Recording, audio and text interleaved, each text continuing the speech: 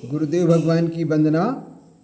गुरुर्ब्रह्मा गुरुर्विष्णु गुरुर्देवो महेश्वरा गुरु साक्षात् परम ब्रह्म तस्मै श्री गुरुवे नमः।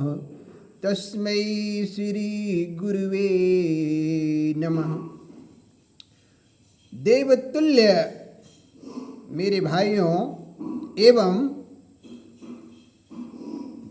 शक्ति स्वरूपा मेरी बहनों, भगवान जब गुरु का रूप धारण करते हैं तो उनकी कृपा से क्या हो जाता है, इसका रामचरितमानस में गोस्वामी तुलसीदास जी महाराज ने वर्णन किया है।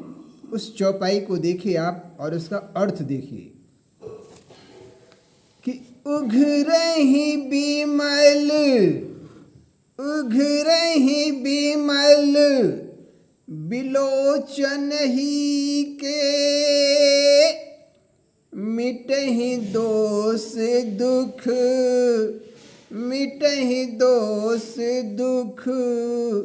भव रजनी के। राम सिया राम जय जय राम। ये 32 मात्राओं से युक्त चौपाई का 2 खंड। चौपाई में 4 पाए होते हैं तो 2 पाया पूर्ण हो गया। अगला 2 पाया है कि सूझहि राम चरित मणिमानिक गुपुत प्रगट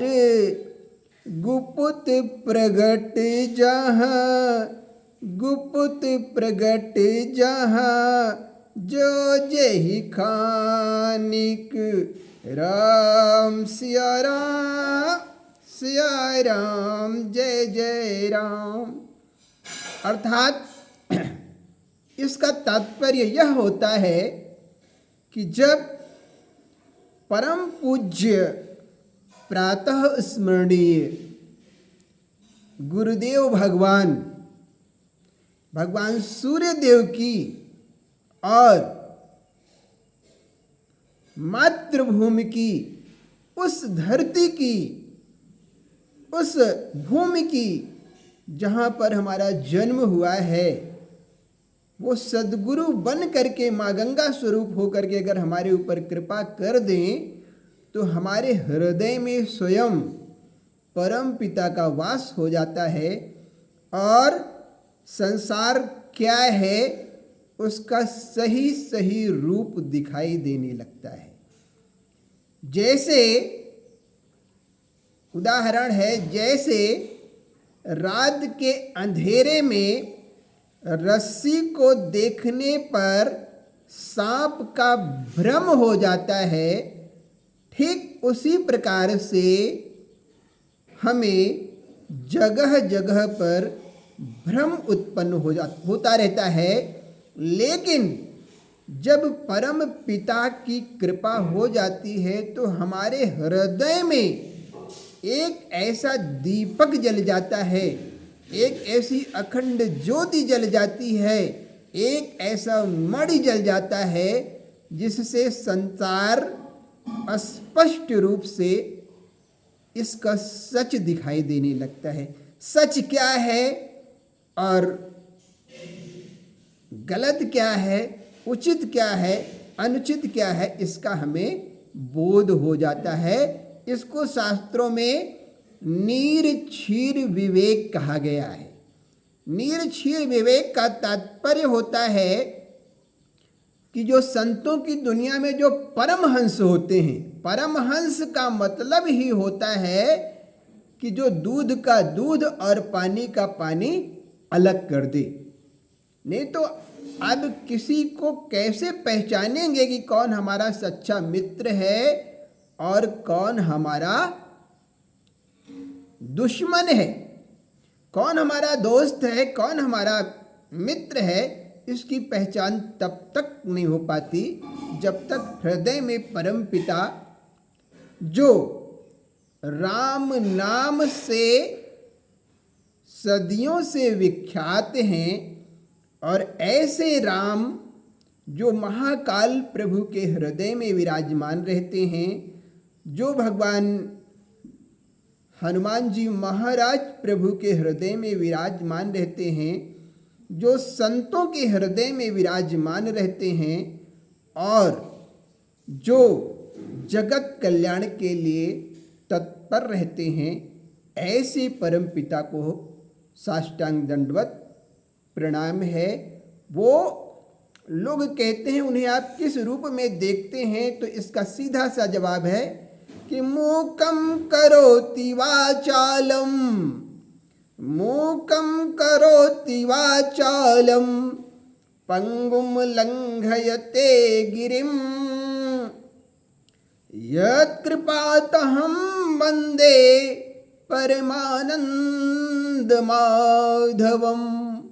मूकं करोति वाचालम अर्थात जो बोल नहीं सकता है, जिसको दिव्यांगता में गूंगा कहते हैं, वो वाचाल अर्थात बहुत बोलने लगता है। मूकं करोति वाचालम पंगुम लंघयते गिरिम, और जो पैर से दिव्यांग है वो पर्वत को भी लांघ सकता है। यद कृपा मीन्स जिसकी कृपा से, जिस परम पिता की कृपा से, यद कृपा तहम वंदे परमानंद माधवम, परम आनंद के धाम उस माधव सरकार को, उस भगवान श्री कृष्ण को, उस मर्यादा पुरुषोत्तम प्रभु राम को, उस महाकाल को और उस दया की खान माँ ज्ञान गंगा को हम साष्टांग दंडवत प्रणाम करते हैं। और ये ज्ञान चूँकि गुरुदेव की कृपा से प्राप्त है, इसलिए परम पूज्य गुरुदेव के चरणों में ही समर्पित है। जय हिंद, जय धरती माता, जय भारत माता, जय भारतवर्ष, जय पृथ्वी माता। और परम पिता के गुणों का वर्णन कर रहे सभी संतों को साष्टांग दंडवत प्रणाम है। जो किसी भी रूप में परम पिता को मानते हैं, उन सभी का वंदन है, अभिनंदन है।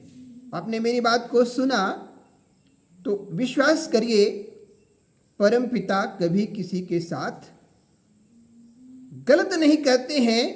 परीक्षाएं होती हैं, लेकिन उसमें भी हमारा हित छिपा होता है, ऐसा मेरा व्यक्तिगत मानना है। आपकी विचारधारा अलग हो सकती है। प्रणाम।